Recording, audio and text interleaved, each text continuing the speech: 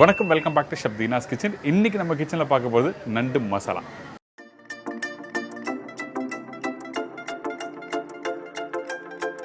நம்ம வீட்டில் எப்போவுமே ரெகுலராக பண்ணுற ஸ்டைலில் தான் இன்றைக்கி நாங்கள் சொல்லித்தர போகிறோம். இதில் வந்து தேங்காய்லாம் போடவே இல்லை, வெறும் வெங்காயம், தக்காளி, இஞ்சி, பூண்டு, பச்சை மிளகாய் வதக்கிட்டு அரைச்சி அதில் நண்டு போட்டு மிக்ஸ் பண்ணி அப்படியே குக் பண்ணியிருப்போம்.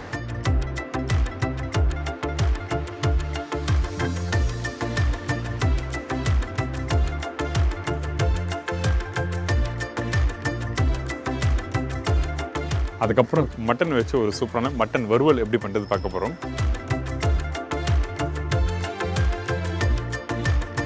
இந்த மட்டன் வறுவல் எப்படின்னா, இதுக்காக வந்து தனியா, அப்புறம் காஞ்ச மிளகாய், கருவேப்பிலை இதெல்லாம் நல்லா வறுத்து அந்த பவுடரை யூஸ் பண்ணி இந்த ப்ரிப்பரேஷன் எப்படி கம்ப்ளீட் பண்ணுறது சொல்லி இந்த செய்முறையில் கொடுத்துருக்கேன். கண்டிப்பாக ட்ரை பண்ணி பாருங்கள். நல்லா சாஃப்டாக காரசாரமாக இருக்கும். யாராவது நல்லா ஸ்பைஸியாக சாப்பிடணும்னு நினச்சிங்கன்னா அந்த டைமில் இந்த டிஷ்ஷை ட்ரை பண்ணி பார்க்கலாம்.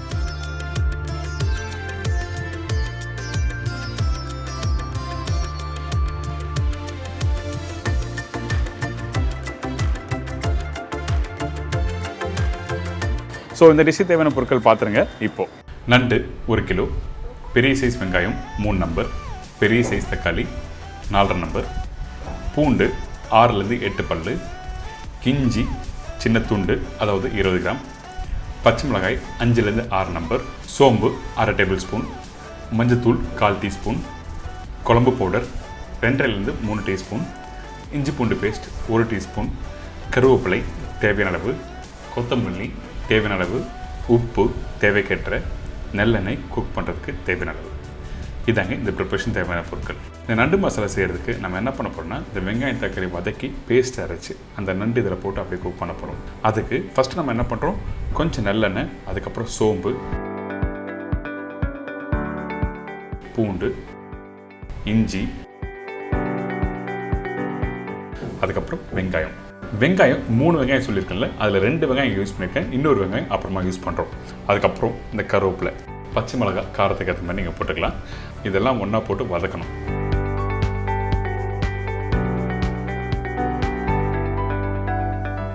வெங்காயம் இந்த மாதிரி ஒரு 40% அளவுக்கு நல்லா வதங்கி வரட்டும். அதுக்கு பிறகு தக்காளி போட ஆரம்பிங்க. தக்காளி ரஃபாக கட் பண்ணி நீங்கள் போடலாம். போட்ட பிறகு நம்ம அப்படியே இதை நல்லா வதக்கிடலாம். வீட்டில் எப்படி கார சட்னிக்கு வெங்காயம் தக்காளி வதக்குவீங்களே அதே மாதிரி வதக்கிடுங்க. இதுக்கு பிறகு கொஞ்சம் கொத்தமல்லி உப்பும் போட்டு திருப்பி நல்லா வதக்குறோம்.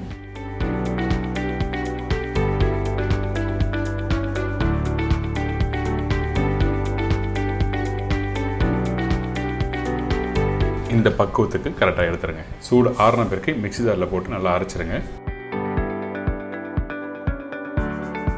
தேவையான அளவுக்கு தண்ணி ஊற்றி நல்லா ஃபைன் பேஸ்ட்டாக அரைச்சிருக்கணும். ஆனால் இந்த ஸ்டைலில் ட்ரை பண்ணி பாருங்களேன், ரொம்ப நல்லாயிருக்கும். இது ரெகுலராக எங்கள் வீட்டில் எப்போவுமே பண்ணுற ப்ரிப்பரேஷன். எனக்கு பர்டிகுலர் ரொம்ப பிடிச்ச ப்ரிப்பரேஷன். ஏன் கேட்டேன்னா, இதில் அந்த வெங்காயம் தக்காளி நல்லா குக் பண்ணிவிட்டு அதுக்கப்புறம் அந்த பேஸ்ட்டை போட்டு குக் பண்ணுவேன். அந்த தொக்கு அந்த ஒரு இனிப்பும் காரத்தன்மையும் சேர்த்து சாப்பிட்றதுக்கு ரொம்ப நல்லாயிருக்கும். இதுக்கு பிறகு இந்த நண்டு பார்த்தீங்களா, நண்டை க்ளீன் பண்ணி நல்லா எடுத்துக்கங்க.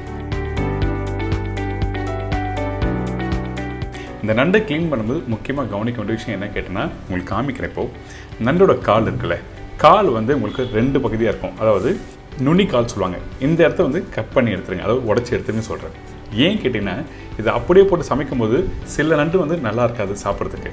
அதனால அந்த கார்னர் பகுதியை மட்டும் நல்லா உடச்சி எடுத்துருங்க. அதுக்கு பிறகு இந்த நடுப்பகுதியில் வந்து முட்டை இருக்கும், அந்த முட்டையும் எடுத்துருங்க. இதுக்கப்புறம் அரைச்சி வச்சுருக்க அந்த வெங்காயம் தக்காளி பேஸ்ட்டை இதில் ஊற்றுறோம்.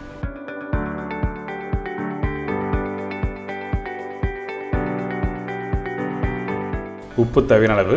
இதுக்கப்புறம் குழம்புத்தூள் யூஸ் பண்ண போகிறோம். அதுக்கு முன்னாடி கொஞ்சமாக மஞ்சத்தூள் போடுறோம். இந்த குழம்புத்தூள் யூஸ் பண்ணும்போது கரெக்டான மெஷர்மெண்ட்டில் இருக்கணும். சில பேர் வந்து சில்லி பவுடர், தனியாத்தூள், மஞ்சத்தூள் யூஸ் பண்ணுவாங்க. எங்கள் வீட்டில் குழம்புத்தூளே இல்லையே, அந்த டைமில் வந்து நான் சில்லி பவுடர், தனியாத்தூள் யூஸ் பண்ணலாமா அப்படி கேட்டால் கண்டிப்பாக யூஸ் பண்ணலாம். தனியோட அளவு அதிகமாக இருக்கணும், சில்லி பவுடரோட அளவு கம்மியாக இருக்கணும். சில்லி பவுடர், தனியாத்தூள் யூஸ் பண்ணுறோம் அப்படி பண்ணலாம். அப்படி இல்லைன்னா நீங்கள் நேராக குழம்புத்தூள் வச்சு பண்ணும்போது 2லேருந்து 3 டீஸ்பூன் அளவுக்கு நீங்கள் போட்டு தேவையான அளவுக்கு தண்ணி ஊற்றி நல்லா மிக்ஸ் பண்ணி எடுத்து வச்சுருங்க. இதுக்கு பிறகு இது நல்லா தாளிச்சிட்டு நம்ம ஏற்கனவே ரெடி பண்ணி வச்சுருக்கேன் அந்த நண்டு கிரேவி இதில் ஊற்ற போகிறோம். அதனால் கொஞ்சம் நல்லெண்ணெய், சோம்பு, இடித்த இஞ்சி, முக்கியமாக இடித்த இஞ்சி போட்டுக்கணும் தாளிப்பில். அதுக்கு பிறகு கருவேப்பிலை, வெங்காயம், பச்சை மிளகாய் இதெல்லாம் போட்டு நல்லா வதக்கலாம். எப்படி நார்மலாக வீட்டில் ஒரு சிக்கன் கிரேவி பண்ணும்போது கோல்டன் ப்ரௌனில் வதக்குவீங்களே அதே மாதிரி தான் வதக்கணும். அதுக்கு பிறகு இஞ்சி பூண்டு பேஸ்ட்டு இதில் போட்டுரும்.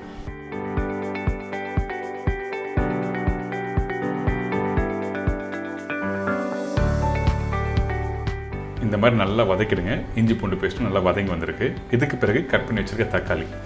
இந்த இடத்துல தக்காளி வெங்காயம் நான் சொன்ன ரேஷியோவில் ஒரு வெங்காயம் ஒரு தக்காளி இந்த இடத்துல யூஸ் பண்ணியிருக்கேன். மீதி நல்லா வதக்கிட்டு அதுக்கப்புறம் நண்டில் யூஸ் பண்ணியிருக்கோம்.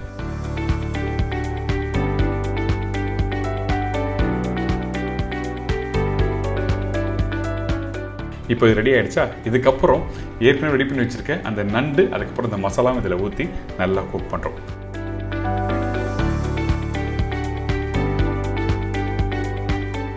அவ்வளோதான் இந்த ப்ரிப்பரேஷன். இப்போ இந்த மசாலா நல்லா குக் பண்ணி ட்ரை ஆகிடுச்சுன்னா சூப்பராக இருக்கும். இப்போ நல்லா மிக்ஸ் பண்ணி விட்டுருங்க.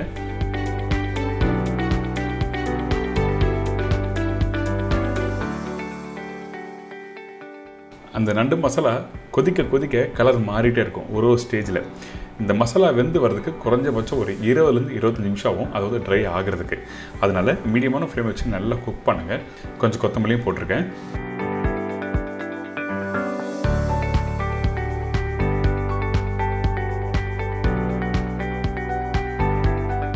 பாருங்கள், இந்த இடத்துல ஓரளவுக்கு அந்த கலர் மாறுதா? இந்த இடத்துல நம்ம என்ன பண்ணுறோம், ஒரு மூடி போடுறோம். மூடி போட்டு ஒரு 10 நிமிஷத்துக்கு நல்லா குக் பண்ணுவோம். இப்போ ஓப்பன் பண்ணால் ஓரளவுக்கு நல்லா கெட்டியான ஒரு டெக்ஸ்சர் இருக்கும் அந்த மசாலா. அந்த மசாலா எடுத்து காமிக்கிறேன் பாருங்கள்.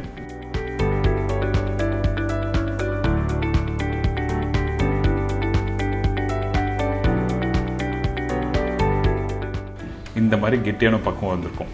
இதுக்கு பிறகு நம்ம என்ன பண்ணுறோம்னா திருப்பியும் குக் பண்ண போகிறோம். ஆனால் மூடி போடாமல் குக் பண்ணுங்கள். மூடி போட்டு குக் பண்ணும்போது என்ன ஆகுதுன்னா தண்ணி விட ஆரம்பிக்கும். அதனால் மூடி இல்லாமல் டேரெக்டாக குக் பண்ணி எடுத்துன்னா இந்த மாதிரி நல்லா ட்ரையாக இருக்கும். ஒரு சூப்பரான ஹோம் ஸ்டைல் ப்ரிப்பரேஷனில் நண்டு மசாலா எப்படி பண்ணு சொல்லி கொடுத்துருவேன். ட்ரை பண்ணி பாருங்கள், உங்களுக்கு எல்லாருக்கும் ரொம்ப பிடிக்கும்.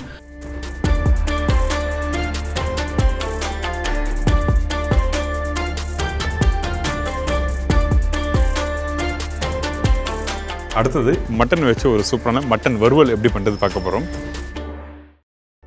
1/2 கிலோ மட்டன், சின்ன வெங்காயம் 20 நம்பர், தக்காளி 1 நம்பர், பூண்டு 10 பல்லு, இஞ்சி பூண்டு பேஸ்ட் 2 டேபிள் ஸ்பூன், கருவேப்பிலை தேவையான அளவு, கொத்தமல்லி தேவையான அளவு, பெரிய சைஸ் வெங்காயம் 1, தேங்காய் 2 பத்தை, சில்லி பவுடர் 2 டீஸ்பூன், தனியா பவுடர் 2 டீஸ்பூன், மஞ்சத்தூள் சிறிதளவு, முழு தனியா 1 டீஸ்பூன், சோம்பு 1/4 டீஸ்பூன், காய்ந்த மிளகாய் 6 நம்பர், உப்பு தேவைக்கற்ற, எண்ணெய் குக் பண்ணுறதுக்கு தேவையான அளவு.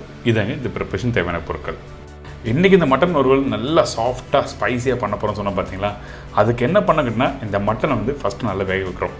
நிறைய பேர் வெங்காயம் தக்காளி மசாலாலாம் போட்ட பிறகு அதுக்கப்புறம் இந்த மட்டனை போட்டு நல்லா குக் பண்ணி ட்ரையாக அப்படியே பண்ணுவாங்க.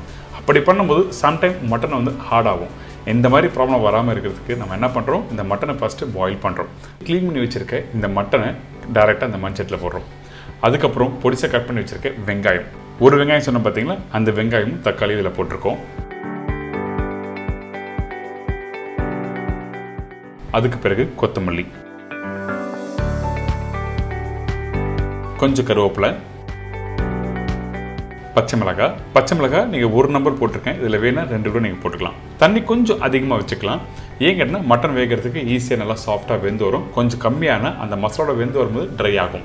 இதுக்கப்புறம் சில்லி பவுடர், குழம்பு தூளில் வெறும் சில்லி பவுடர் நான் யூஸ் பண்ணுறேன். அப்போ தான் அந்த கலர் நல்லா எடுத்து கொடுக்கும். 1 டீஸ்பூன் சில்லி பவுடர், இன்னொரு டீஸ்பூன் தனியா பவுடர் போட்டிருக்கேன். உப்பு தேவையான அளவுக்கு நம்ம இதில் போட்டுக்கலாம். மஞ்சத்தூள் சிறிதளவு. இதெல்லாம் போட்ட பிறகு இஞ்சி பூண்டு பேஸ்ட், இதோட பட்டை லவங்கம் ஏலக்காய் பிரிஞ்சி இலை இதெல்லாம் போட்டு நல்லா மிக்ஸ் பண்ணிட்டு வேக விட்டுருங்க.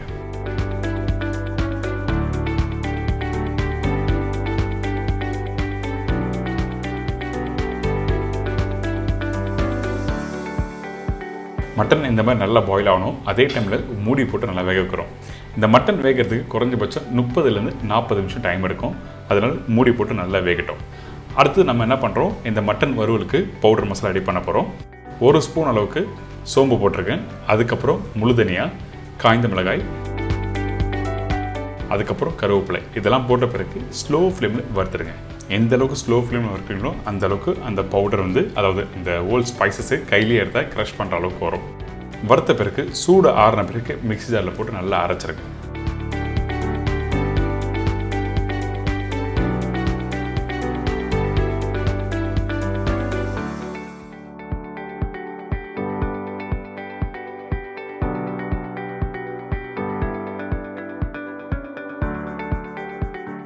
இந்த மாதிரி நல்லா அரைச்சிருத்திங்கன்னா இந்த பக்குவத்தில் வரும்.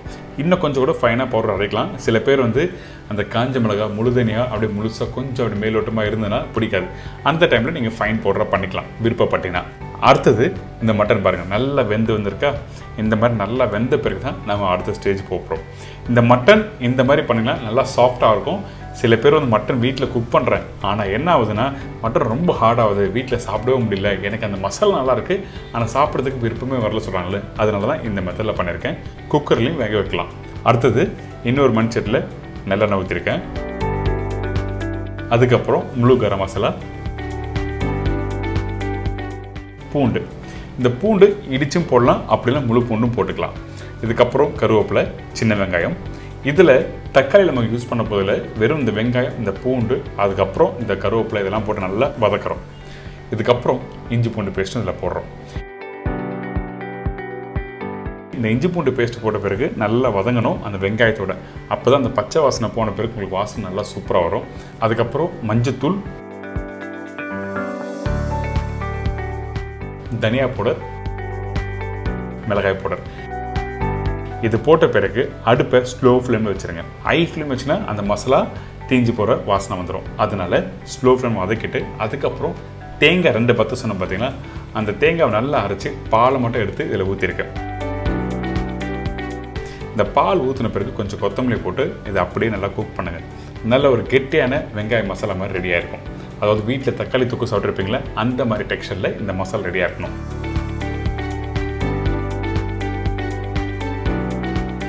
இதுக்கப்புறம் மட்டன் வேக வச்சு ஸ்டாக் வாட்டர் இதில் ஆட் பண்ணி திருப்பி நல்லா குக் பண்ணுறோம்.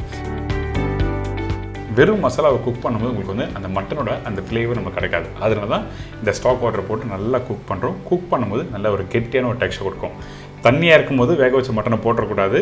நல்லா இந்த மசாலா குக் பண்ணி முடித்த பிறகு தான் வேக வச்ச மட்டனும் இந்த இடத்துல யூஸ் பண்ணுறேன். ஃபஸ்ட்டு மசாலா, அதுக்கப்புறம் ஸ்டாக் வாட்டர், அதுக்கு பிறகு தான் இந்த மட்டனை இதில் போட்டு நல்லா குக் பண்ணுறோம்.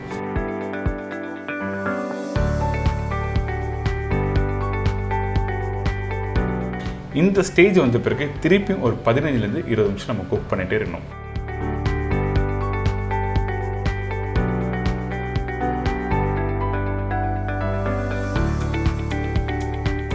குக் பண்ணிகிட்டே இருந்தீங்கன்னா இந்த மாதிரி நல்லா ட்ரை ஆகும். இதுக்கு பிறகு கொத்தமல்லி, ரெடி பண்ணி வச்சுருக்க அந்த பவுடர் மசாலா இதில் போடுறோம்.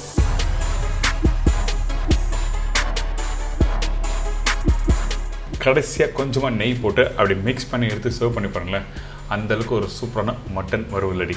இந்த மாதிரி ஸ்டைலில் நீங்கள் வீட்டில் ட்ரை பண்ணி பார்த்தீங்கன்னா யாருமே வீட்டில் பிடிக்காத சொல்ல மாட்டாங்க. டெய்லியும் பண்ணுங்கள், வாரம் பண்ணுங்கள். இந்த மாதிரிலாம் வந்து அன்பு தோல் நிறையா இருக்கும். கண்டிப்பாக ட்ரை பண்ணுங்கள்.